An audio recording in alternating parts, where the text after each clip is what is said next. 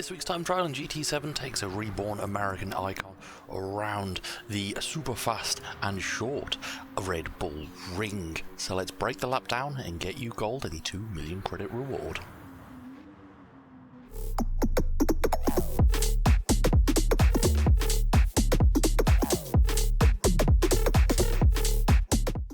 Hello, I'm Rupert Designs, a visually impaired gamer, streamer and livery designer, and in this video we're going to be breaking down this week's time trial in GT7.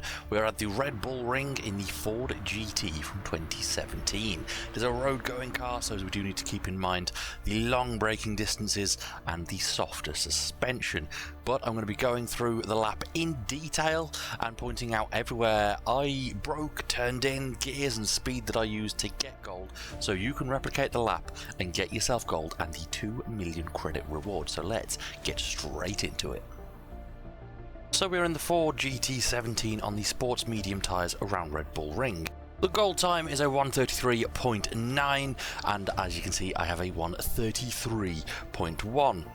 It is a top 600 time, so if you can replicate it you will be well within the gold threshold at the end of the entry period. It is important to remember that that time does sometimes come down as people improve over the next 2 weeks, so come back to it with a few days to go to make sure that you're still comfortable within that gold time. And this is how I did it. We're going to break this lap down corner by corner.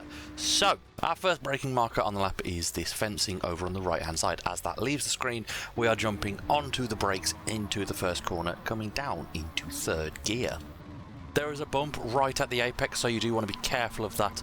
Hitting 60 mph, getting hard back on the power and using all of that exit curb. It is now a blast up toward turn 3, where we're looking on the left for the end of the grass. This is roughly where we want to be braking down into the next corner.